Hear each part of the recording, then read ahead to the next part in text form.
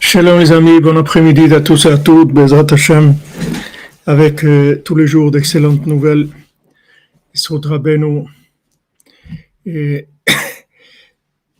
par le mérite de tous ces efforts qui sont faits à Chatzot, que malheureusement dans un corps, on n'est pas capable de ressentir l'effet, mais l'effet de l'étude de Rabbeinu, l'effet de Chatzot, ce sont des choses qui dépassent l'entendement humain, qui sont des Baruch Hashem, Ashrenu Matov Chelkenu.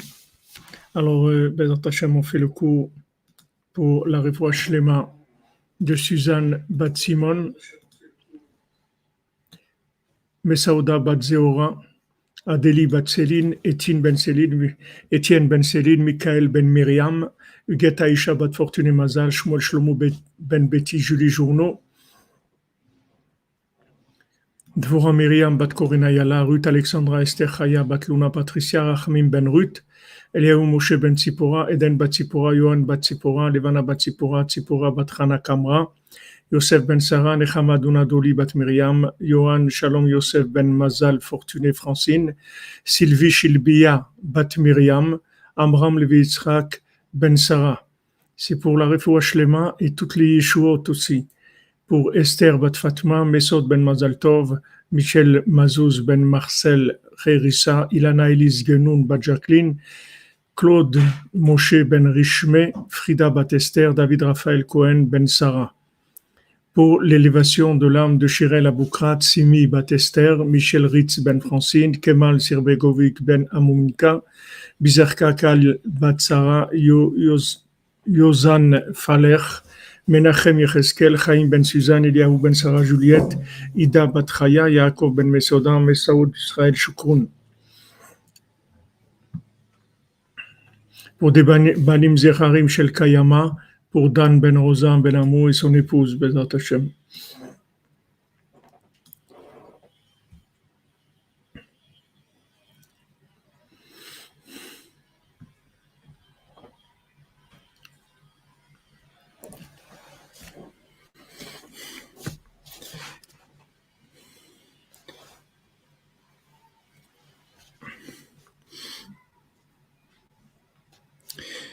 Alors, Bezrat Hashem, on continue dans l'écoute à la chôte sur la Sfirat HaOmer qui se trouve dans Tfilat HaMincha à la Chazaïn. Klal Kavanot HaSfira hu Prinat Tikun HaTzimtzumim Kavunva Bekavanot. Donc, la clé générale, le principe général de la Sfirat HaOmer,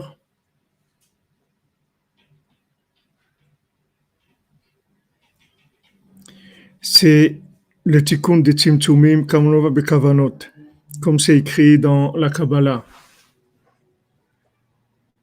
David Elbaz, ce que tu sens, c'est les signes, c'est les signes de la réussite. C'est les signes de la Géoula, c'est comme ça que ça marche. Baruch Hashem. Comme tu dis, principal, vous n'êtes pas lâché. Parce qu'il y a une préparation à faire, il faut se préparer et réparer les tzimtzumim sur plusieurs angles, c'est-à-dire réparer les contractions, c'est-à-dire réparer les approches, les façons de vivre les choses.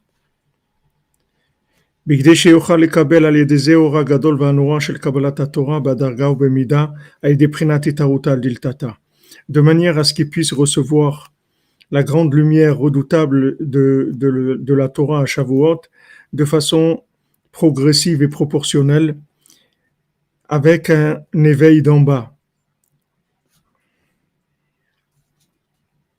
Alors maintenant, l'éveil d'en bas, c'est-à-dire la participation de la personne, c'est son investissement dans les tzimtzumim, c'est-à-dire dans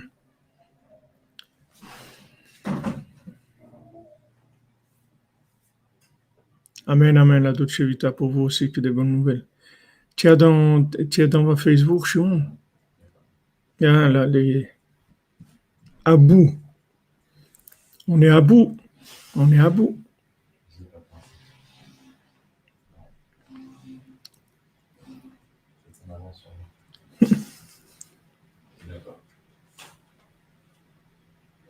Voilà, c'est normal.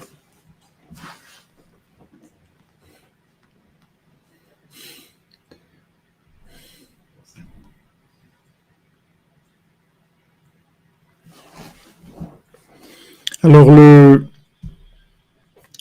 l'éveil d'en bas, en fait, qu'est-ce qui s'appelle éveil d'en bas? C'est réparer les, les outils de mesure, réparer les récipients, c'est-à-dire la façon de recevoir les choses, la façon de gérer la lumière, si vous voulez. Puisque maintenant, le résultat, le résultat de positif ou négatif de la réception de la lumière, en fait, elle va dépendre de la façon dont on va recevoir la lumière. C'est-à-dire que si maintenant on a des récipients qui sont en place, des récipients qui sont comme il faut, alors on va recevoir la lumière, ça va être une bénédiction, c'est-à-dire ça va donner une véritable avance, une progression, une joie, un bonheur, un rapprochement d'Hachem. Si maintenant les récipients, ils sont pas optimisés, c'est-à-dire ils sont pas comme il faut, quand on reçoit la lumière, alors on, on, on transforme automatiquement la lumière. C'est pas nous qui transformons, c'est la façon de recevoir. Si vous venez avec un récipient qui est petit ou qui a une forme qui est déformée ou qui a qui a un trou, alors ce que vous mettez dedans, ça va automatiquement prendre la forme du récipient. C'est pour ça, ce que tu dis, David Elbaz, tu vois rien, etc. On est tous à la même enseigne parce que quelqu'un qui vienne se convertir ou quelqu'un qui veut se rapprocher d'Hachem, la première chose qu'on lui dit, c'est qu'on lui dit non.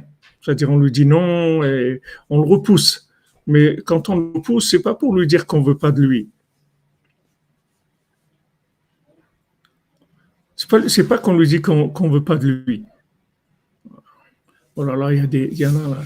Tu arrives à nettoyer, Shimon, ou pas?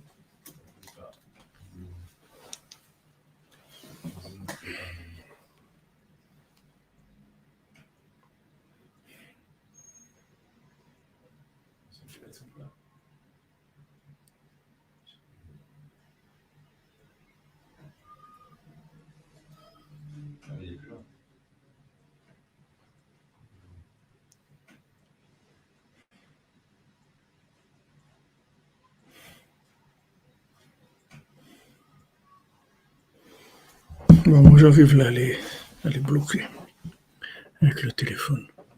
Toi aussi? Tu me supprimes? Tu blanches?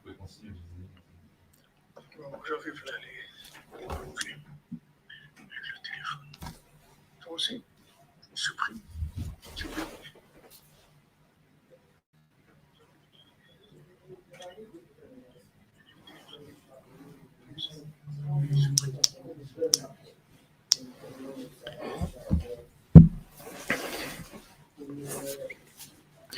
Donc, Rabbeinu dit que quelqu'un qui veut se rapprocher, alors on lui montre de l'aidrachakut, c'est-à-dire on lui montre de l'éloignement, c'est-à-dire on l'éloigne en fait, on lui montre que qu'il est loin, on essaye de l'éloigner, c'est-à-dire de lui montrer un éloignement.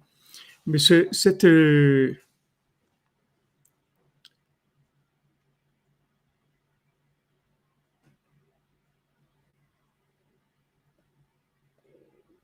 exactement comme tu dis, Georges Pentrel. C'est-à-dire, c'est la méthode. C'est pas que, il faut pas croire qu'on veut pas de lui. C'est pas qu'on veut pas de nous. On veut de nous. Seulement, on veut nous donner une bénédiction. On veut que ça soit une bénédiction. Après, on va venir se plaindre. Ouais, ça marche pas. Les trucs, ça va pas. À venir tous les jours. Ça marche pas. Les freins, ils marchent pas. Le truc fait du bruit. Le truc qui sale. Commencer à se plaindre. Et maintenant, pourquoi on va venir se plaindre? Parce qu'en fait, la lumière, on a reçu dans des récipients qui ne sont pas adaptés. Donc, elle se transforme.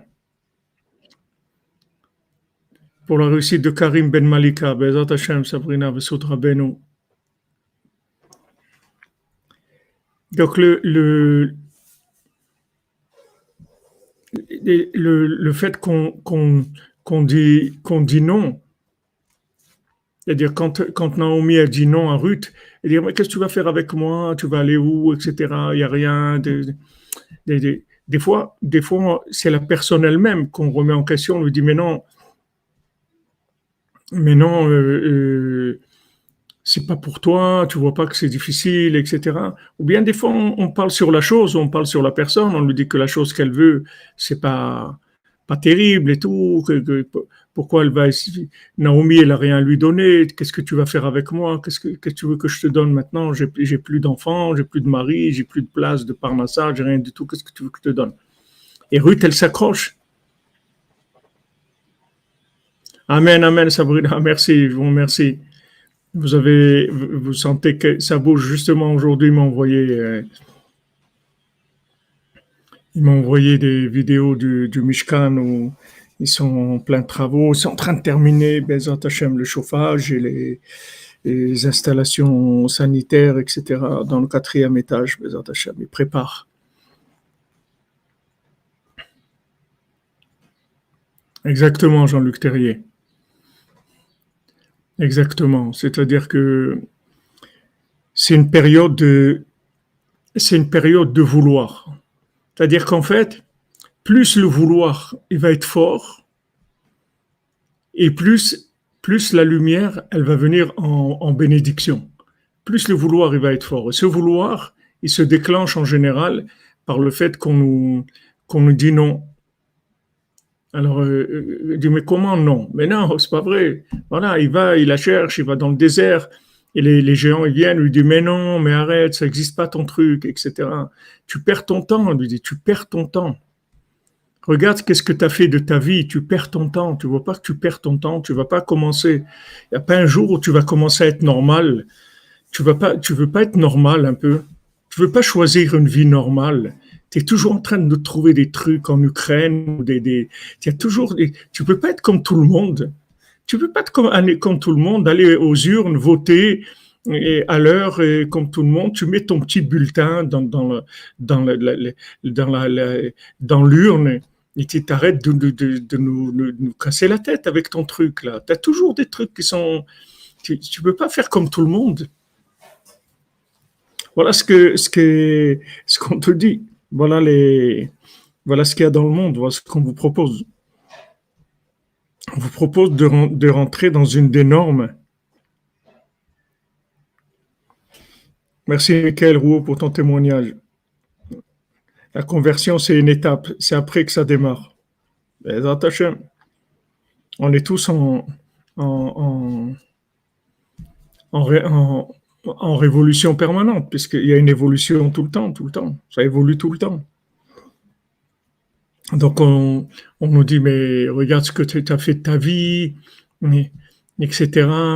Et en plus, maintenant, tu te lèves la nuit, c'est quoi? C'est un groupe de somnambules, ton truc, mais c'est quoi ton truc, ça? Tu te lèves la nuit, ça suffit pas déjà que tu vis comme quelqu'un, tu vas dépenser ton argent, tu vas à Ouman, qu'est-ce qu'il y a là-bas? Au moins, s'il y avait un truc Disneyland ou un truc comme ça, bon, on comprend, tu vas prendre un peu de repos, tout, mais qu'est-ce qu'il y a là-bas? Il y a rien du tout. Et maintenant, tu te lèves la nuit en plus, tu commences à faire des trucs de somnambule. Tu te rends pas compte que tu es à la dérive là. Voilà, c'est sans arrêt, c'est-à-dire ils attaquent sans arrêt, sans arrêt, sans arrêt. Ça fait partie de la formation. C'est pour rentrer. C'est de ça qu'il est né le Mashiach. Si Ruth, elle s'était pas accrochée et elle ignorait qu'elle portait la Neshama de Mashiach en elle. Elle savait pas qu'elle était la grand-mère de David Ameller. Elle ne savait pas. Si elle savait qu'elle était la grand-mère de David Ameller, il n'y a personne au monde qui l'aurait arrêtée. Elle aurait été comme une fusée. Comme une fusée. Elle aurait avancé. Comment moi? Oui, c'est toi qui es la grand-mère de David Ameller. Mais le problème, c'est qu'on ne va pas te le dire au début. Parce que sinon, ça va fausser toute la démarche. Donc ça, sachez que toutes les difficultés qui nous viennent et quand on passe par des périodes difficiles dans tous les domaines, c'est que des, des, des périodes où ça fait monter la valeur du bien qui est en nous et ça nous donne à nos récipients une capacité de recevoir la lumière d'une façon bénite. C'est ça qui est important. Il y a beaucoup de gens qui ont de la lumière. Il y a des gens qui ont des lumières, ils vivent avec beaucoup de lumière, des gens qui sont partis sur les routes, qui sont montés sur l'Himalaya. Il y a des gens, c'est de la lumière tout ça. Pourquoi quelqu'un il essaye de monter l'Himalaya et il va pas travailler à Renault comme tout le monde et tranquillement. Pourquoi il veut aller? Parce qu'il a de la lumière en lui. Mais seulement comme cette lumière elle vient dans des récipients qui sont pas adaptés, ça donne des résultats d'aller chercher à monter l'Himalaya ou d'aller faire des championnats de pêche sous-marine, de tenir sous l'eau le plus longtemps possible, des trucs n'importe quoi. C'est-à-dire ça donne ça se traduit dans des choses qui sont pas une bénédiction. Si on veut que ça se traduise en bénédiction, il faut travailler sur les récipients. Et le travail des récipients, c'est la Sphirata Omer, c'est-à-dire tous les jours, on compte, on compte, on compte, on dit Hachem, on veut se rapprocher, voilà, on veut réparer, Tiferet, Shebikvoa, on veut réparer nos midotes, on veut réparer nos récipients.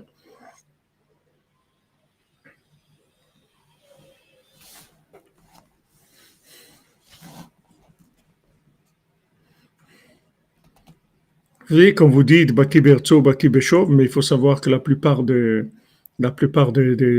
des gens, ils sont dans le chauve aujourd'hui. C'est la plus grande.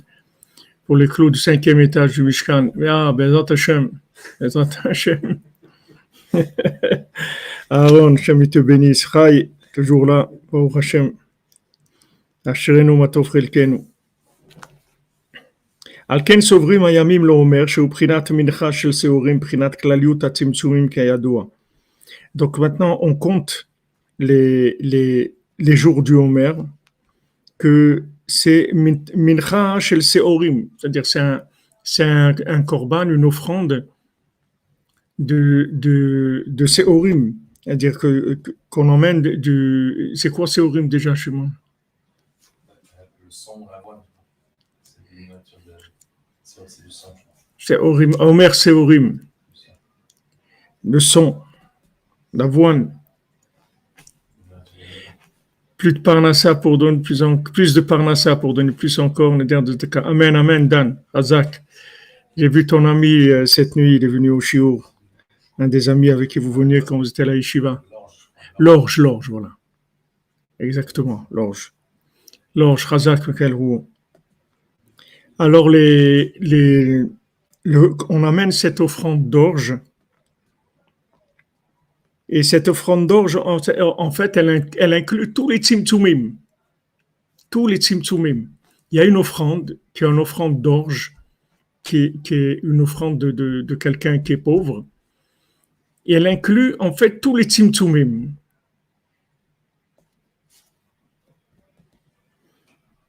Ki minchat omer seorim ou pele gadol.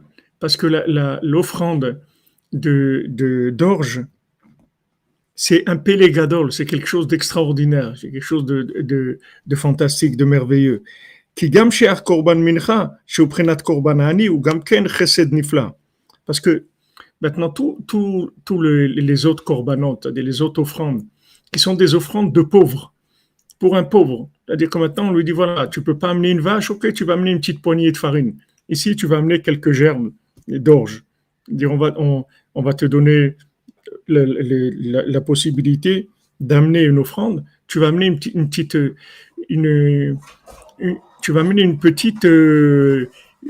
gerbe d'orge. Ça c'est un pélé, parce que normalement tu dois amener une vache, tu veux montrer que tu veux, alors amène du sérieux, amène quelque chose de sérieux. Non, il amène une petite poignée de farine, mais normalement une petite poignée de farine, ça ne va pas servir à... Qu'est-ce que tu veux qu'on fasse avec une petite poignée de farine?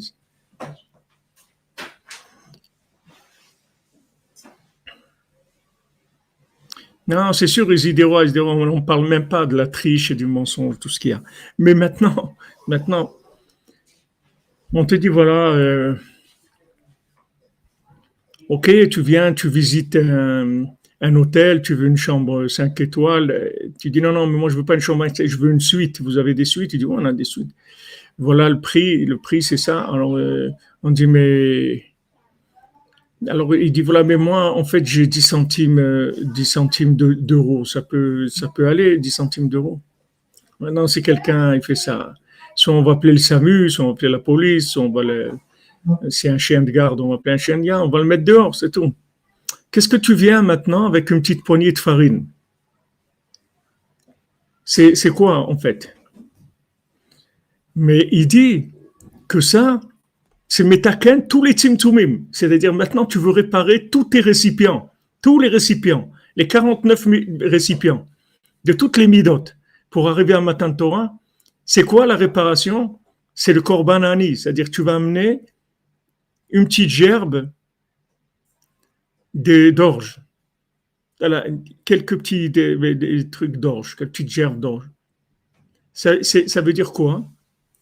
Ça veut dire qu'en fait, ce qui est extraordinaire, c'est que la réparation de tous les tzimtzumim, c'est d'amener une petite gerbe d'orge et de savoir que ça, c'est aussi important chez Hachem que si tu avais amené un troupeau de vaches. C'est ça la réparation des tzimtzumim. C'est-à-dire que maintenant, quand tu comptes le Homer, quand tu amènes cette gerbe-là, que Béhémet, c'est nul comme korban en valeur.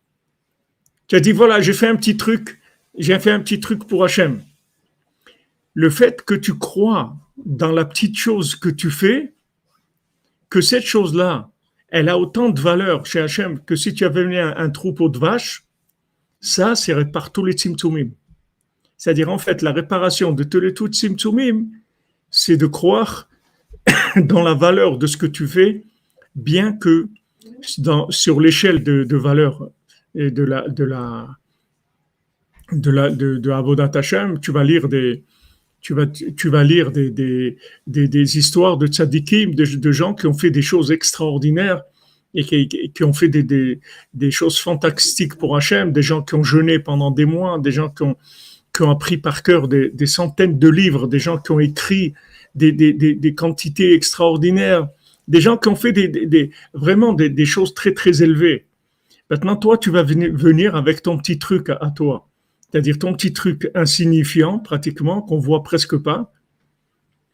Et tu dois avoir la émouna que cette petite chose-là, insignifiante, en fait, c'est ce qui a le plus de valeur aux yeux d'Hachem. C'est ça qui répare tous les tzimtzumim. C'est pour ça que c'est un pélé. C'est pour ça que c'est quelque chose d'extraordinaire.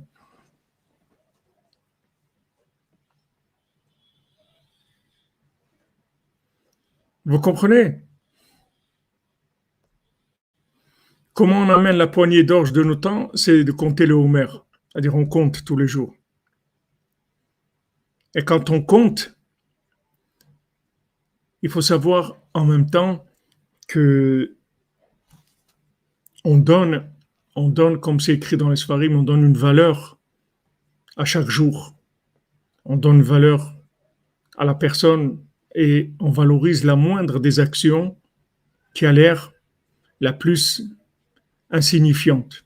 Ça a l'air insignifiant.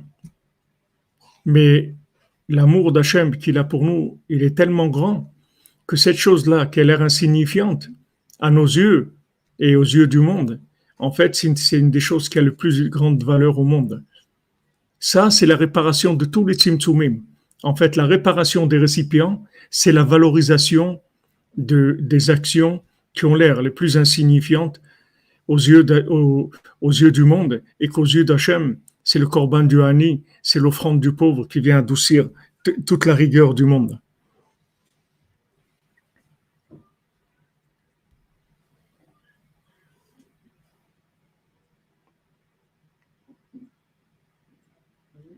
Oui, comme vous dites, Madame Lévy, dans le quotidien, il faut être assidu, régulier. Tous les jours, je viens, j'amène ma petite poignée de farine. Allez, tous les jours, j'amène ma petite gerbe d'orge, allez, tous les jours, tous les jours, tous les jours, celui-là, je lâche pas.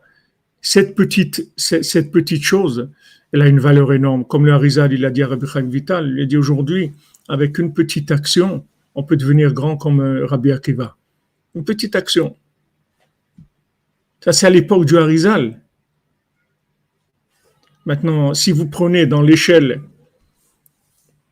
je ne sais pas comment on appelle ça, dans l'échelle Richter, là, dans l'échelle des, des tremblements de terre, si vous prenez dans l'échelle spirituelle l'époque du Harizal par rapport à où on est aujourd'hui, c'est pas de.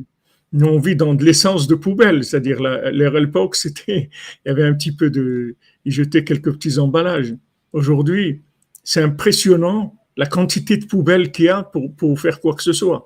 C'est-à-dire que pour faire un repas, il faut remplir une poubelle d'emballage et des trucs et tout. Avant, il n'y avait pas autant de poubelles. Les poubelles, c'était pas, il n'y a pas beaucoup de poubelles. Aujourd'hui, il y a beaucoup, beaucoup de poubelles. C'est-à-dire on vit dans des générations où il y a énormément de poubelles.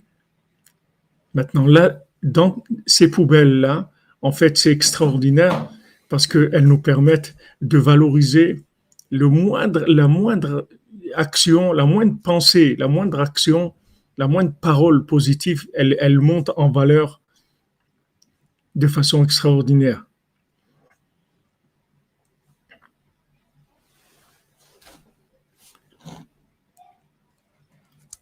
Aujourd'hui, on est dans la sphira numéro 10, on est dans la sphira de Tiferet Shebekvura.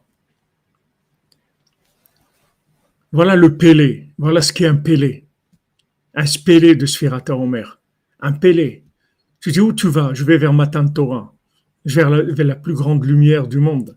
Toute la lumière qu'il y a eu le soir de Pessah, les mochines de Gadlout qu'on dit, cet esprit énorme qui s'est révélé, c'est Hachem qui s'est révélé avec des miracles, tout ça. Voilà, on va vers ça pour Shavuot, mais on va le recevoir dans des récipients. Donc ça va rentrer complètement dans quelque chose de normalisé. Ça va se vivre de façon normale, mais ça va être quelque chose d'extraordinaire. Maintenant, qu'est-ce qu'on fait comme préparation? On amène des petites gerbes d'orge. C'est un pélé. Normalement, on dit voilà, tu veux arriver à ça, alors il faut que tu fasses des efforts. Hein. On n'y arrive pas comme ça hein, dans la vie. Il faut faire beaucoup d'efforts et il faut y aller. Hein. Il faut faire des regards de ce qu'ils ont fait avant et ils ont fait beaucoup de choses, etc. Donc, si tu veux arriver, il faut que tu fasses des choses qui sont importantes. Non, le pélé, c'est que cette petite chose que tu vas faire, elle va déclencher une telle miséricorde d'Hachem. Comme un.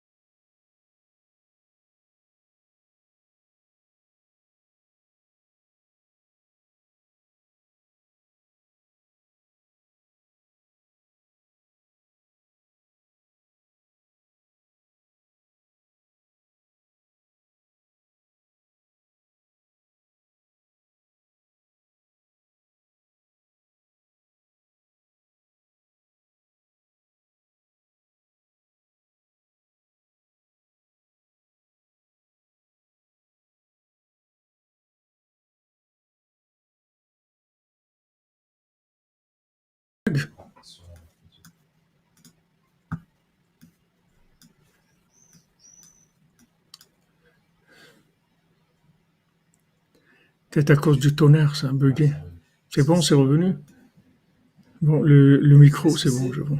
Ok. Est-ce que le Rachidou de ce dalle, est-ce que c'est le Lev Mishbar, c'est-à-dire qu'il sait qu'il n'est pas à la hauteur et que malgré tout il amène le Corban, ou bien c'est au contraire, c'est qu'il n'en a rien à faire, il ne se préoccupe pas du tout, comme le Tam qui était joyeux, il est joyeux et que Non, c'est pas Lev Nishbar. Le Lev Nishbar, c'est le résultat de la constatation qu'il est pauvre. Mais la pauvreté, c'est une véritable pauvreté. C'est-à-dire que le gars, il fait des bêtises. Il n'arrive pas à faire tchouva. Il est tordu. C'est une véritable pauvreté. Il a des problèmes. Il n'arrive pas à faire tchouva. Il veut arranger. Il a dit, il faut pas que tu t'énerves. Et il s'énerve. Il dit, il faut pas ça. Il dit, ça y est, aujourd'hui, c'est fini. J'ai décidé, plus jamais, truc et tout. Et une heure après, il recommence. C'est-à-dire, c'est un vrai pauvre. C'est pas que maintenant il a l'Ev Nishbar. Le Lev Nishbar, c'est il peut avoir parce qu'il voit qu'il est pauvre. Mais il est pauvre, c'est-à-dire vraiment pauvre. Il amène une petite, qu'est-ce qu'il peut faire? Il dit, voilà, moi, comme Rabbeinu, il dit, voilà, moi, en fait, qu'est-ce que je fais? C'est que quand je mange du porc, ça coule pas dans ma barbe. J'ai honte. Je mange pas, moi, jamais je mange du porc devant des gens. Me cache. Ça s'appelle de la pauvreté. La dracha qui dit que c'est comme s'il avait apporté son âme. Ouais. Est-ce que donc la chashivut toute particulière de ce pauvre qui amène le korban, c'est comme s'il avait apporté son âme, donc mieux que n'importe qui d'autre? Est-ce que ça vient du fait de quelle démarche? Est-ce que ça vient du fait qu'il a conscience de sa pauvreté et que malgré tout il l'amène et qu'il en ressent une certaine, que c'est chaviv aux yeux d'Hachem, cette constatation de sa médiocrité, ou bien peut-être que la démarche qu'il faut avoir, c'est au contraire de ne pas du tout se préoccuper et d'être comme le Tam qui à la moindre petite chose de bien qu'il faisait, eh bien, il a été extrêmement heureux. Non, d'après, il faut les deux. C'est-à-dire, d'un côté, on fait un constat on fait un constat que vraiment, c'est pas terrible, c'est-à-dire au point de vue comportement, etc. Mais d'un autre côté, on a une joie extraordinaire de pouvoir faire quelque chose de positif. Mais en fait, qu'est-ce que ça fait aux yeux d'Hachem? C'est comme si quelqu'un, maintenant il va se présenter aux Jeux Olympiques, mais il a été éliminé déjà avant l'inscription. Il a reçu une lettre avant de venir. On lui a dit, monsieur, on a vu votre dossier. On est désolé, mais vous pouvez pas, dans l'état où vous êtes, vous pouvez pas vous présenter. Et il arrive avec son maillot numéro 148, ses chaussettes, ses trucs. Il dit, mais monsieur, on vous a dit que ici c'est les Jeux Olympiques, c'est pour des grands, des gens importants. Il dit, oui, mais moi je veux participer, c'est tout. Je suis candidat libre, je viens. Mais vous allez pas recevoir de médaille. Mais je viens pas pour la médaille du tout. Je veux pas de médaille. C'est fini. Je veux pas de médaille. Je veux Hachem, c'est tout. Non, mais vous comprenez, vous rentrez là dans quelque chose. Se lever la nuit à Hatzot, parler avec Dieu, c'est des grands kabbalistes qui font ça. C'est pas Oui, mais moi, c'est ce que j'aime. Moi, j'aime ça. Non, mais vous comprenez qu'il faut avoir une certaine logique. Vous devez avoir des comportements adéquats. Vous pouvez pas passer une journée aller dans des restaurants et manger des steaks et boire du whisky et jouer au flipper et regarder des films. Et la nuit, vous levez à Hatzot et Foret Boyedout. Monsieur, il faut une cohérence. Non, mais je comprends. Mais moi, j'aime. Moi, j'aime Dieu. Moi, c'est ça que je veux faire. C'est ça que je peux faire. J'aimerais bien, comme vous dites, la cohérence, j'aimerais bien avoir accès, mais pour l'instant, je suis très loin de ça. Mais c'est pas parce que j'ai pas de cohérence que je vais pas faire ce que je peux faire. Ça, c'est ce qu'il y a de plus grand au monde. Il n'y a pas plus grand que ça. Parce que ça veut dire que maintenant, l'ego, il est mort. C'est fini. C'est plus possible d'avoir l'ego. Parce que l'ego, il vient de la cohérence. Quand tu vois un ministre ou un truc qui se fait flasher sur l'autoroute à 180 à l'heure, tu vois que il y a comme un problème il y a comme un problème. Ou tu es premier ministre, ou tu roules à 180 à l'heure, ou il y a un truc qui marche pas dans ton système. Donc, maintenant, quelqu'un qui vient, et que maintenant, il vit de l'incohérence. Et il lâche pas. Il lâche pas. Voilà, il est venu, il lui a demandé une seule chose. Il a dit, tu manges pas. Il a pas pu, il a mangé. Il a vu une pomme, il a mangé. Après, il dit, ok, je comprends. Tu bois pas. Maintenant, il vient, il voit un truc, un fleuve, une rivière. Il dit, ouais, elle m'a dit de pas boire du vin, des trucs, ça c'est pas du vin, ça peut pas exister, une rivière. Il commence à réfléchir et tout. Il boit, boum, il tombe. Et après, il se lève avec il trouve son message qui lui dit c'est dommage, tu aurais pu me faire sortir si tu étais venu ce jour-là, etc. C'est dommage, c'est dommage. Et là, il prend une claque qui le réveille. Il dit maintenant j'y vais. Il n'y a plus personne au monde qui va m'arrêter. Maintenant j'y vais, c'est tout. Je vais y arriver, je vais faire mon truc. C'est tout. Il n'y a personne qui va m'arrêter. Et tous ces grands-là qui lui disent allez, arrête tes bêtises, etc. Il n'y a personne qui va l'arrêter, c'est fini. Mais le ridouche, c'est ça, c'est d'arriver à se débarrasser du fait d'être affecté par l'incohérence. Il faut pas être affecté par l'incohérence. C'est-à-dire, je traite les deux choses. Je traite le côté problématique, j'en parle avec Hachem, je dis, regarde, Hachem, j'ai pas de doute que manger du porc, c'est interdit, je sais que tu veux pas ça, mais regarde quand même que j'ai honte, je me cache pour faire ça. Donc tu vois qu'il y a quelque chose en moi. Parce que si maintenant c'était rien pour moi, j'aurais été, comme il dira Benoît, que ça coule dans la barbe, qu'est-ce que tu as à faire de ça? Non, tu vois que j'ai honte, tu vois que ça me dérange. Mais c'est le fait que ça me dérange, tu vois bien que c'est parce que je suis sincère. Si sinon, ça me dérangerait pas. Ah, maintenant, je peux pas me retenir. Qu'est-ce que tu veux que je fasse? J'arrive pas. Tu vois bien que j'ai essayé. J'ai essayé 10 fois, 100 fois. J'arrive pas. C'est tout. Mais si tu m'aides, je serais très content de m'en sortir. Mais j'arrive pas. Mais ça va pas affecter le peu de bien que je peux faire. Maintenant, Hachem, le plus grand nachat qu'il a, c'est-à-dire la plus grande joie qu'il a, la plus grande satisfaction qu'il a, c'est quand la personne, elle est dans des situations de contradiction énorme et elle lâche pas la petite gerbe d'orge qu'elle peut amener.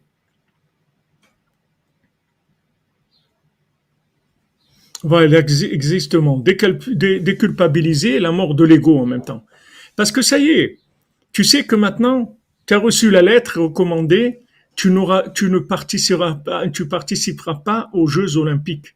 Tu n'auras pas ton nom dans le truc. C'est terminé. Et dit, malgré ça, je viens. Je vais courir avec eux. Non, mais monsieur, vous comprenez pas qu'il y a des épreuves éliminatoires. Qu'avant d'arriver à faire le marathon, il faut avoir fait déjà des petites courses où vous avez gagné quelque chose. Mais vous avez jamais couru. Vous faites de la trottinette, c'est tout. Mais on peut pas faire les Jeux Olympiques. Non, il dit, mais ça fait rien, je cours avec eux, c'est tout. Mais on vous donnera rien. Sachez que vous serez jamais récompensé, c'est pas grave. Pas grave. Wow, ça, c'est ce qu'il aime le plus, Hachem, c'est ça. Il n'y a pas quelque chose qui donne satisfaction à Hachem plus que ça. C'est le gratuit. Le gars, c'est gratuit. C'est gratuit. Il vient, il participe gratuit. C'est tout. Rien. Qu'est-ce que tu veux? Rien. David Ameller, qu'est-ce que tu veux? Rien. Je veux rien. Il n'y a pas quelque chose. Je veux rien du tout. Donne-moi le mérite de pouvoir chanter pour toi, c'est tout. Je veux rien. Éliminer. Avant l'inscription, éliminer déjà. Ok.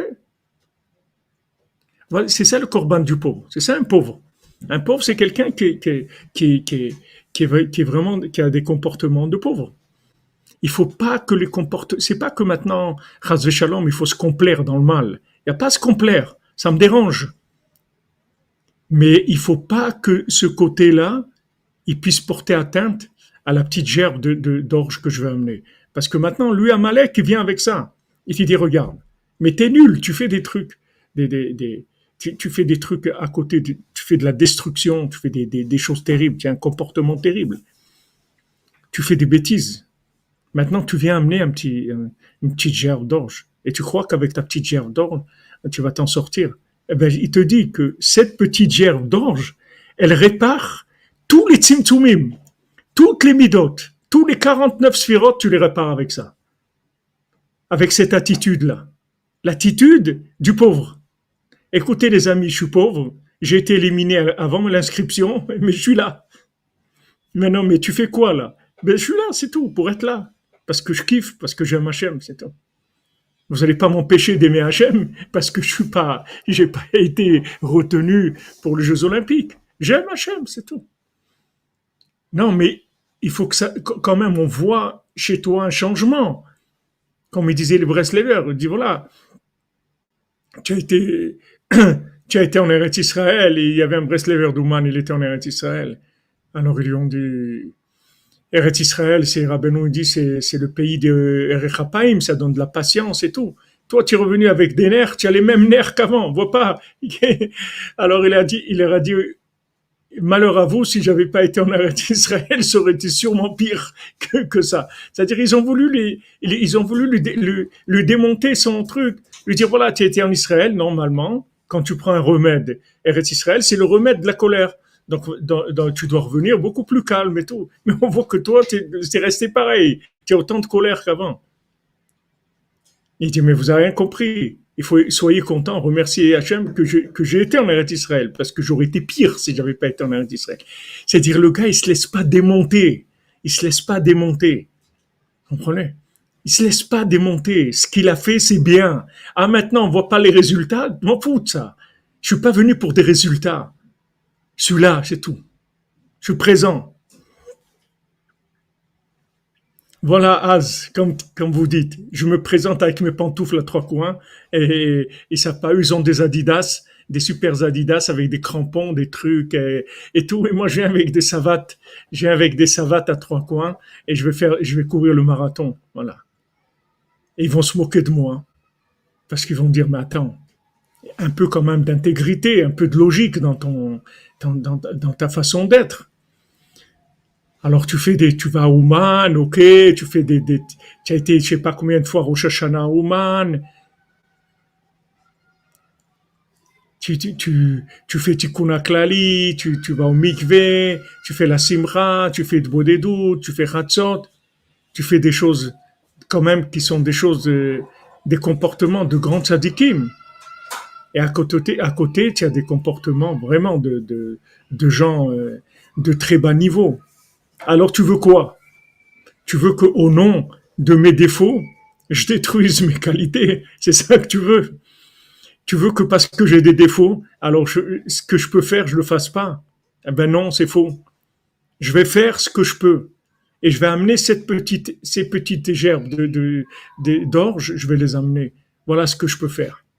Je peux pas amener ni un mouton, ni un oiseau, ni une vache, ni un troupeau, ni rien du tout. C'est-à-dire, ce que je devais amener, ce que je dois amener, c'est des troupeaux de vaches jusqu'à l'infini que je devrais amener. Et maintenant, je peux rien amener. Je peux amener des petites gerbes d'orge.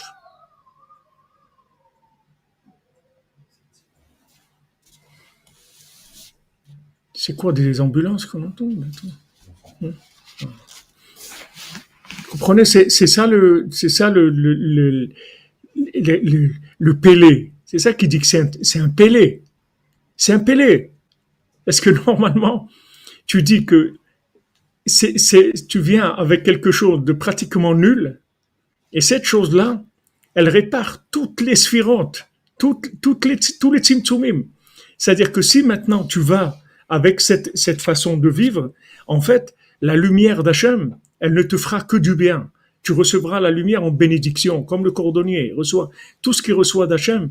Mais c'est super, mais bien sûr, mais c'est extraordinaire.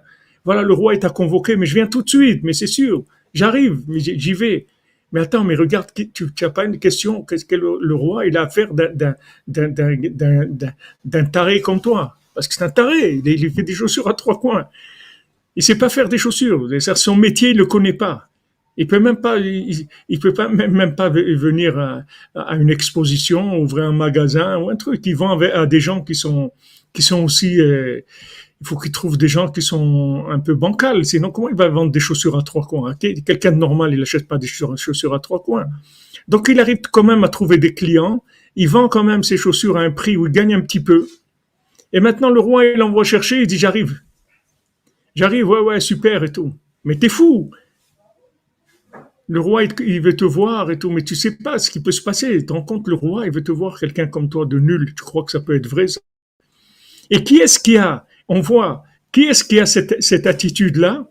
Celui qui est au top, le Chacham, qui est vraiment un génie, qui a passé tous ses examens en quelques mois, qui est devenu plus grand que le professeur qui lui a enseigné, dans tout, dans orfèvre et couturier et médecin et philosophe. Il a tout pour lui. Et c'est lui qui a la réaction.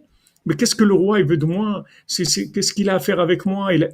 Tu vois que lui, en fait, tout ce qu'il a construit dans sa vie, c'est pour l'ego. Donc maintenant, quand le roi il convoque, il dit attends, je vais avoir un concurrent là. Là, j'ai un concurrent. Je peux me rentrer en concurrence avec le roi. Donc, je préfère vivre ma vie à moi. Et doucement, doucement, son raisonnement, ça l'amène à ce que le roi n'existe pas. Et il commence à se moquer. Il dit, regarde celui-là, viens, tu vas voir. Il demande à un soldat, il dit, qui est-ce qui te paye? Ben, c'est le roi. Il dit, tu l'as déjà vu le roi? Il dit, non, je l'ai jamais vu. Il dit, regarde cette blague-là. Il dit que c'est le roi qui le paye, et alors qu'il a jamais vu le roi. Et voilà, il commence à se moquer de tout le monde. Pourquoi il fait tout ça? Parce qu'il a de l'orgueil, parce qu'il a de l'ego. Donc maintenant, pour lui, il est d'accord de servir Hachem si il a un niveau où il est reconnu comme quelqu'un de grand. Donc il vient et s'assoit à côté d'Hachem, mais il a une place. Il a une place parce qu'il est quelqu'un de réussi, de grand. Voilà, il a réussi, il est arrivé dans ça. On voit que lui, il arrive à de l'hérésie totale avec son raisonnement. Et l'autre qui part en étant nul, vraiment, il a rien pour plaire, il a rien. Il est pauvre matériellement, intellectuellement, il est vraiment pauvre. Mentalement, il est pauvre. Matériellement, il est pauvre. Il a rien. Il a un seul vêtement. Il a une fourrure qu'il partage avec sa femme. Des fois, c'est lui qui la met. Des fois, c'est elle qui la met. Il est vraiment dans un état catastrophique. Et lui, il va devenir gouverneur sur tous les gouverneurs. Et l'autre, il va finir dans les sables mouvants avec des démons. Donc, vous voyez que c'est des chemins qui sont complètement opposés. Alors, Rabbeinu dit, c'est un pélé. C'est un pélé, c'est quelque chose d'extraordinaire que tu viens avec ton petite offrande qui est nulle. C'est-à-dire, on la voit même pas. C'est quelque chose de vraiment nul. C'est même pas qui est-ce qui mange de l'orge. C'est des animaux. Avant, les gens ne mangeaient pas l'orge. Aujourd'hui, vous avez l'orge perlée, l'orge des trucs, mais c'est du manger d'animal. Avant, les êtres humains, ils mangeaient pas ça. À l'époque du Talmud et tout, les gens, ils mangeaient pas de l'orge. C'était de la nourriture animale. Voilà ce qu'il amène, un petit truc de nourriture animale. Et avec ça, il répare tous les tzimtzumim, c'est-à-dire toutes les midot. C'est-à-dire qu'il va avoir une Kabbalat Torah extraordinaire. Donc, quand Rabbeinu te dit, En shum yush ba'olam klal, quand Rabbeinu te dit le désespoir n'existe pas, c'est que Rabbeinu, il connaît le fonctionnement. Il sait comment ça marche exactement. Rabbeinu, il est en haut, il est en bas et il est en haut aussi. C'est-à-dire, il sait exactement comment ça marche. Il dit, ne rentre pas dans la logique. Ne rentre pas dans le jeu de Haman Amalek. Fais attention. Parce que c'est pas comme ça que ça fonctionne. On veut se moquer de toi. On veut t'empêcher de réussir ta vie. Tu pourrais écrire un livre, la réussite d'un éclaté. Tu veux écrire la réussite d'un éclaté. Pourquoi il est éclaté? Parce qu'il a des contradictions en lui énormes. Rabbeinu il dit, ne laisse pas, comme il dit à Rabbi Nathan, ne laisse pas ta katnout cacher ta gadlout. Fais attention. Ne laisse pas tes défauts détruire tes qualités. Ah, maintenant, c'est une petite qualité de rien du tout. Ben, cette petite qualité de rien du tout, en fait, c'est la plus grande qualité qui existe. La plus grande qualité qui existe, c'est que maintenant, malgré un constat d'échec réel dans la logique, je continue avec un vouloir du niveau des plus grands, des plus grands sportifs, des gens, des plus grands qui sont arrivés. J'ai ce niveau de vouloir avec des résultats qui sont pratiquement nuls, qui sont même pas enregistrables dans un système normal.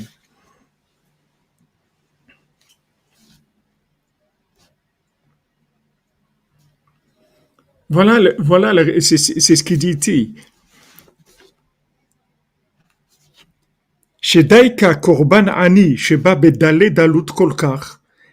Précisément un korban, une offrande d'un pauvre qui vient de d'aller dalut, c'est-à-dire de la pauvreté, c'est-à-dire c'est un super, c'est je sais pas, à notre époque ils appelaient ça la zone, les zonards, Et pas aujourd'hui, ça existe encore. Mais à mon époque, quand j'étais étudiant à Toulouse, c'était la zone. Les gens, la zone, c'était les gens, ils étaient là, c'était que demander à celui-là une cigarette, demander à ça un truc, demander à la truc, essayer de dormir dans les parcs, dans les trucs. La zone, c'est les gens, ils étaient complètement dehors du système, complètement dehors. Alors, la personne, elle est dallée d'alout, c'est-à-dire la pauvreté de la pauvreté. Et il dit que la principale de la pauvreté, c'est la pauvreté mentale du date, c'est-à-dire il n'a pas de date, c'est des fous. La pauvreté mentale, c'est qu'il est fou. Qu'est-ce que c'est un fou? C'est quelqu'un qui a des comportements contradictoires. C'est ça un fou. Dire, mais attends, il faut quand même que tu sois un petit peu cohérent. La norme, c'est la cohérence. La folie, c'est l'incohérence. C'est ça la folie. C'est-à-dire qu'en même temps, il est comme ça, et en même temps, il est comme ça. Il est complètement incohérent. C'est ça la pauvreté mentale, c'est-à-dire la folie. Afal piken, yekara minchato vachaviva kolkar etzel Hashem itbarach, mais elle est, son korban, c'est-à-dire l'offrande qu'il a même, elle est tellement aimée par Hashem. Il est tellement cette offrande-là. Mais kolshken omer seorim shu ma'achal behema. Voilà, il le dit ici. Rabbi Nathan, à plus forte raison. Déjà, quand quelqu'un, il amène une petite poignée de farine, ça reste une nourriture humaine. Mais là, il amène de l'orge, c'est de la nourriture animale. C'est-à-dire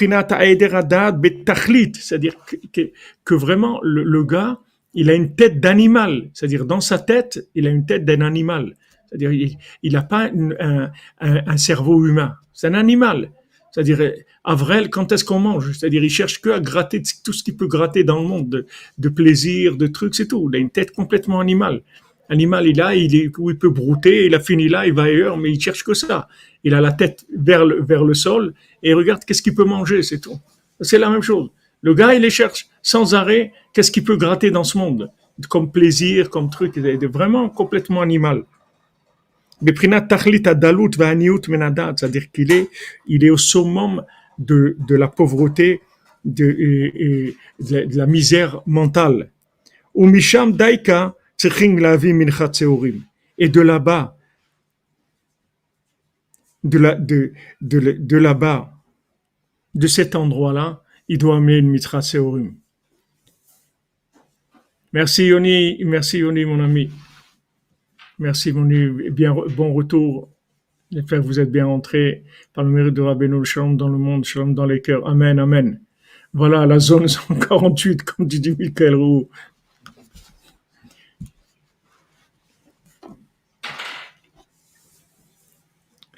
Il te dit de là-bas. Tu vois, de ce point où tu te trouves, point limite zéro, là où tu te trouves, dans la deadline là-bas où tu te trouves, de là-bas, tu amènes cette offrande qui est aussi nulle que l'endroit où tu te trouves. C'est-à-dire dans l'échelle de valeur de la réussite dans Vodat Hashem. Chez Zemeramez à la tchouva et à tfila, que ça fait allusion à la tchouva et à la tfila, c'est-à-dire au fait de revenir vers Hashem et à la prière, c'est-à-dire que à Shiflut, c'est-à-dire que maintenant tu arrives à une tchouva qui est nulle on même pas la classer. Quelqu'un il dit ouais, j'ai fait tchouva, j'ai fait tchouva, moi ça y est, j'ai décidé, ça y est, maintenant j'ai fait tchouva. Ouais, alors raconte qu'est-ce que tu fais? Ben voilà, moi maintenant quand je mange du porc, ben je me cache, hein. Je fais attention. Je fais attention, c'est fini. Le porc au restaurant, en terrasse, c'est fini pour moi. Ça, c'est fini, plus jamais. Hein.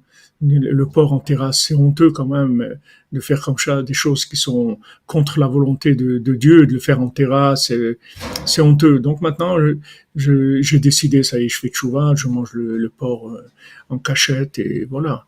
Et le Shabbat, ben voilà, c'est fini, je fume plus dehors. Quand je fume, je me cache dans la salle de bain, je fume une cigarette. C'est fini, je fais tchouva. Et si tu dis ça à quelqu'un, il va se moquer de toi, il va te frapper. Tu dis, c'est quoi cette tchouva là? C'est une tchouva de malade mental, c'est une tchouva de fou. C'est pas une tchouva de quelqu'un de normal. C'est une tchouva de fou. Et tu dis, voilà ce qu'il aime, Hachem. Voilà, c'est ça qu'Hachem il aime.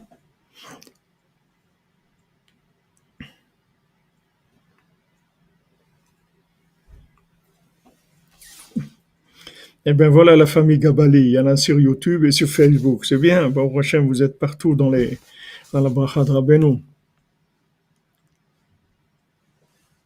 Voilà, comme vous rapportez exactement, M. Pentrel. Voilà, celui que le Rav lui a demandé, il lui a dit, voilà, tu fumes Shabbat et tout, est-ce que tu peux ne pas écraser les mégots? Il a dit ça, oui, je peux faire. Il dit, voilà, on fait ça, c'est tout. Maintenant, quelqu'un qui va dans de la logique, il sait rien. C'est-à-dire, il va dire c'est rien du tout. Dans la logique, c'est rien, puisqu'il a fumé Shabbat, il a fumé en public, etc. Maintenant, on lui dit juste, écrase pas le mégot. Ça n'a rien, mais les tzadikim, ils savent comment la personne, elle revient. C'est en fait, ce qui compte, c'est la réhabilitation de la personne. C'est la réinsertion morale, mentale de la personne. C'est ça qui compte. Que si la personne, elle arrive à se réhabiliter, à se réinsérer moralement, à savoir qu'elle a une valeur extraordinaire aux yeux d'Hachem, dans son incohérence et dans sa petitesse, justement parce qu'elle lâche pas. Et même celui-là qui cherchait la princesse, il a mangé, et après, il a bu, et il a fait tout ce qu'il fallait pas faire. Il a fait aussi ce qu'il fallait faire, puisque pendant 1 an, il s'est langui. Donc il a dit, je veux la faire sortir. Parce que s'il n'y avait pas ça, il n'y a rien. Il lui a dit, si tu veux pas, tu peux pas me faire sortir. Et il a montré qu'il veut. Seulement, dès qu'il y a une épreuve, même la plus petite qui soit, il tombe. Il tombe. Il y avait quelqu'un comme ça, Ouman, il venait sur le kever de Rabbeinu à l'époque de Rabban Ben Nachman. Il venait et Mamash, il pleurait et demandait à Hachem de l'enlever, de le prendre du monde.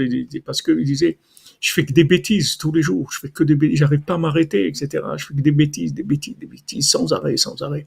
Il pleurait et tout. Alors il a demandé un conseil à un Breslever, il lui a dit, regarde, parce qu'il avait été chez beaucoup de tzadikim et tout, et rien, il changeait pas le gars.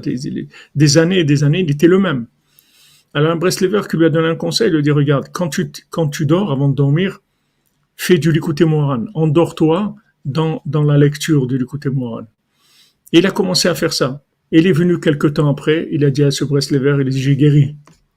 Le conseil que tu m'as donné m'a sorti de là où j'étais. Mais il était dans une addiction grave, des années et des années, jusqu'à arriver à prier pour mourir, tellement il voulait arrêter l'hémorragie, comme on dit. Arrête le massacre, comme on dit. Il faut arrêter le massacre. Non, tu peux t'en sortir. Tu peux t'en sortir si tu arrives à respecter et à valoriser le peu que tu fais, de savoir que ça donne beaucoup de joie à Hachem. Que Hachem, il aime énormément cette attitude-là. Hachem, autant Rabbi Nathan, il dit qu'il n'y a rien qui donne autant de colère à Hachem que quelqu'un qui fait yiouch. Il n'y a pas pire que ça. Il n'y a pas de pire. Les pires d'Avera de la Torah, c'est le suicide, c'est la personne qui fait yiouch. C'est le pire. Il n'y a rien qui met en colère Hachem comme le yiouch, comme le désespoir. Mais d'un autre côté, Zélo ou Madzé, il n'y a rien qui donne plus de joie à Hachem que quelqu'un qui a toutes les raisons de se désespérer, qui ne se désespère pas. Qui dit Afal Piken, mais je ne ferai là. Afal Piken, je vais faire ce que je peux. Non, mais tu comprends pas que c'est pas quelque chose qui peut te. Je fais ce que je peux, c'est tout. Jamais mes défauts ils vont détruire mes qualités. Jamais. Je peux amener un petit korban, une petite offrande d'orge, ben j'amène ça. Ouais, mais c'est un truc animal, c'est rien du tout ce que tu fais. Ça fait rien. Je fais ça. Je lâche pas. Ça, c'est répare toutes les midotes. Alors que maintenant, si tu veux réparer les 49 midotes dans la norme olympique, il faut que tu te lèves de bonne heure, hein. Il faut y aller. C'est pas évident du tout. C'est pas évident. Mais là, par le canal du peu qui est branché sur la miséricorde d'Hachem, tu arrives à un niveau de réparation de tous les tzimtzumim, il dit ici. C'est quelque chose d'extraordinaire. Aken sofrim ayamim laomer shu prinat mincha shel seorim, prinat klaliut hatzimtzumim. C'est-à-dire que mamash, tous les tzimtzumim, tu répares avec ça.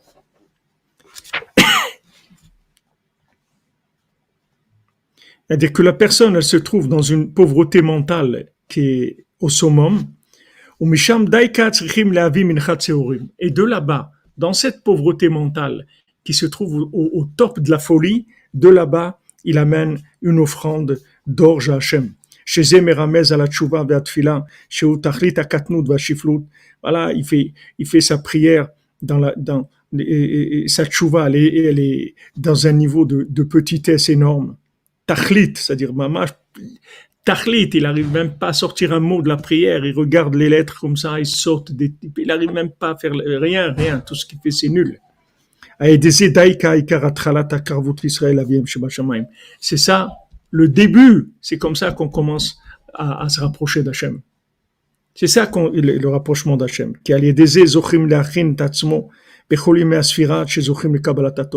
Voilà la véritable préparation pour arriver à recevoir la Torah. Tu veux arriver à recevoir la Torah, c'est ça, comme dit Minechayel Bamot, c'est-à-dire tu veux arriver à la Torah, à Sinaï, la petite montagne, Hachem, il aurait pu normalement la Torah c'est sur l'Himalaya qu'il faut la donner, ou l'Everest. Non, une petite montagne, toute petite. C'est sur ça qu'Hachem il a donné la Torah. Maintenant, quand tu arrives à cette petite avodat Hachem qui est pratiquement nulle et que tu la valorises et que tu viens avec ça vers Hachem. Tu dis voilà Hachem, c'est ce que j'ai préparé, c'est mon offrande, c'est de la nourriture animale, c'est quelque chose je viens avec une pauvreté terrible. C'est ça la tchouva. C'est ça la vraie tchouva. C'est ça qui arrange tout. Tous les accès, ils passent par là. Tant que quelqu'un, il n'est pas capable de vivre une tchouva comme ça, il peut pas faire tchouva. Parce que la tchouva, ça vient pas en présentant les diplômes et les médailles d'or. C'est pas ça. La tchouva, c'est pas voilà, Hachem, j'ai réussi, j'ai fait ça. Non. Hachem, il veut voir si maintenant, dans la plus grande pauvreté mentale, la plus grande folie, la plus grande contradiction qu'il peut y avoir, tu vas rester attaché à lui là-bas et tu vas faire ce que tu peux pour lui faire plaisir. Ou tu vas te retenir une petite chose. Quelqu'un dit voilà, normalement je fume 2 paquets de cigarettes par jour, mais le Shabbat, ça c'est autre chose. C'est un paquet, c'est tout. Je dépasse pas un paquet le Shabbat. Ça c'est l'autre paquet, c'est l'offrande pour Hachem, c'est mon Shabbat. Mais Hachem il aime ça. C'est ça qui lui prouve que tu es attaché à lui. Si maintenant tu dis moi, ou j'arrête de fumer, ou je fais pas Shabbat, ça veut dire que c'est toi que tu veux construire. Tu cherches la médaille d'or, c'est ça que tu cherches. Mais si tu es capable maintenant de faire Shabbat dans la joie, comme les Breslever à Ouman qui travaillaient sous le communisme, ils étaient obligés de travailler Shabbat. Mais qui est-ce qui a tenu le coup? C'est ceux qui étaient capables de vivre ces contradictions. C'est-à-dire, ils travaillaient le Shabbat parce qu'ils étaient obligés de travailler. Et quand ils finissaient leur travail, par exemple les grandes journées d'été, où le Shabbat il finit à 22h30 à Ouman, ils finissaient leur travail à 5-6 heures du soir, ils rentraient à la maison et ils commençaient Souda Shlishit, Mincha, les Nigunim, les trucs. C'est-à-dire, voilà, ils avaient un Shabbat qui durait 4 heures ou 5 heures. Et le soir un petit peu. Comme Hirschleib, qu'est-ce qu'il faisait? Pas le droit de chanter, c'est interdit, les signes de judaïsme, c'est interdit sur le communisme. Si quelqu'un il fait quoi que ce soit de religieux, il va en Sibérie.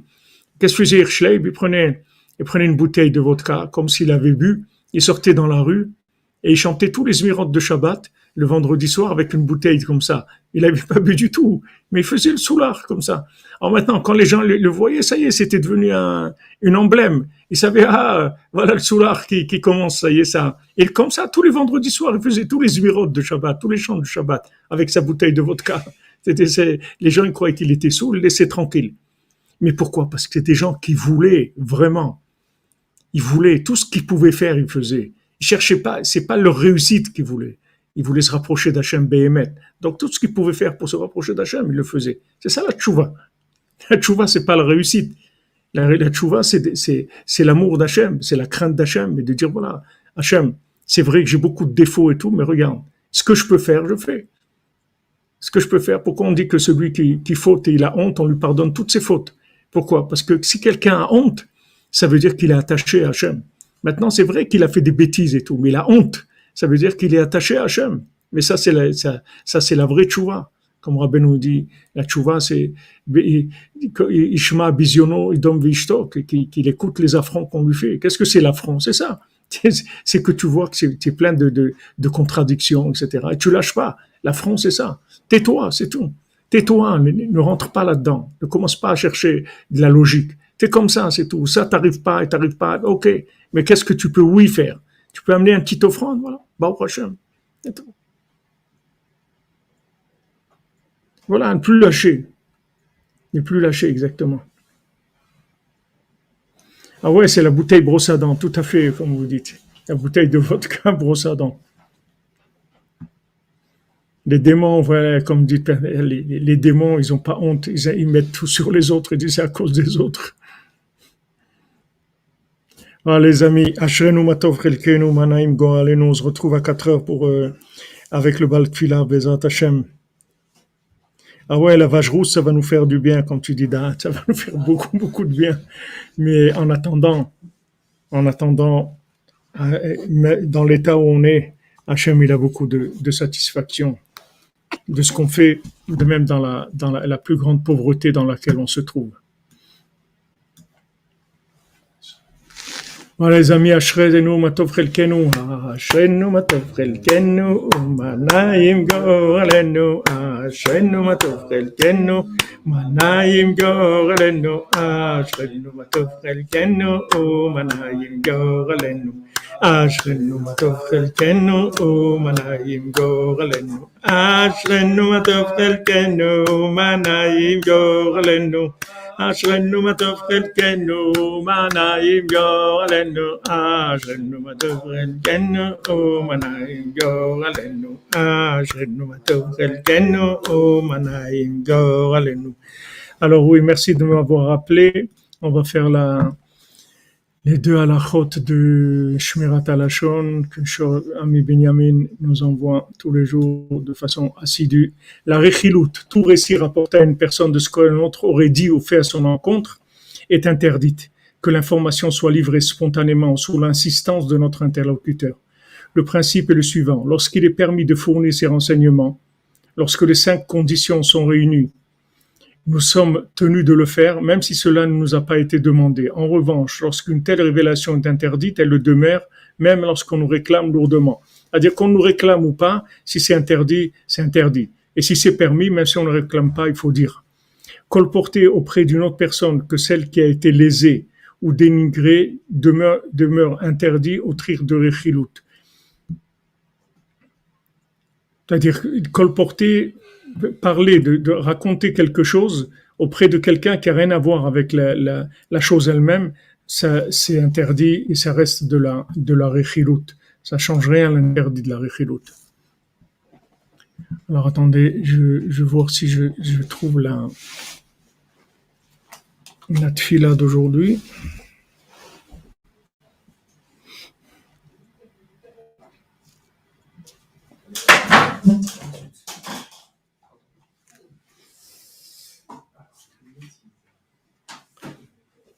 Tfila de Rabbi Nathan.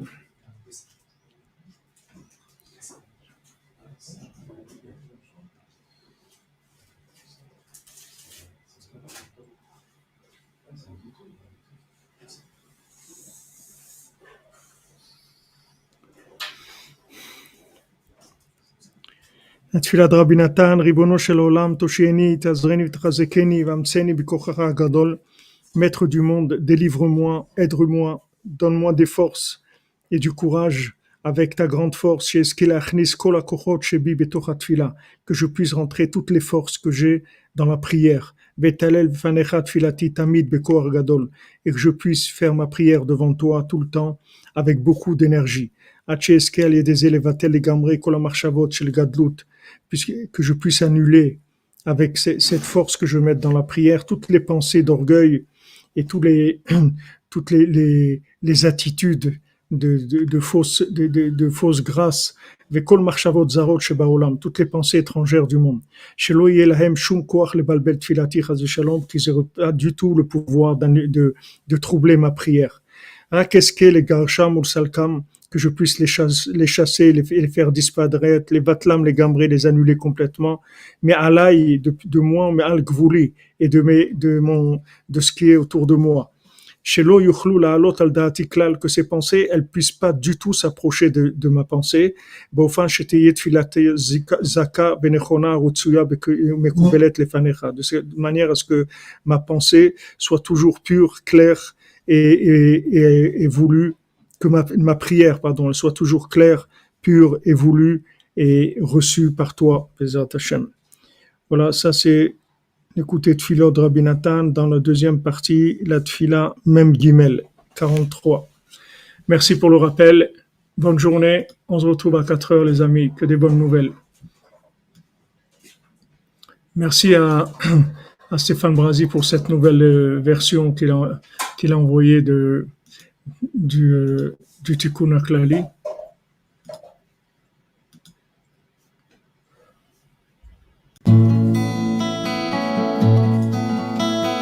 הריני מקשר עצמי ב10 מזמורי תהילים אלו לכל הצדיקים האמיתיים שבדורנו, לכל הצדיקים האמיתיים שוכני עפר, קדושים אשר בארץ המה, ובפרט לרבנו הקדוש, צדיק יסוד עולם, נחל נובע, מקור חוכמה, רבנו נחמן בן פייגה, זכותו יגן עלינו ועל כל ישראל, אמן.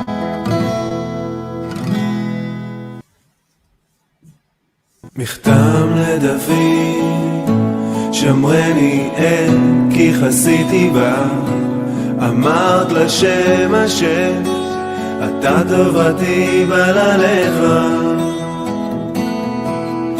לקדושים אשר בארץ המה, ועד יראי כל חפצי בה.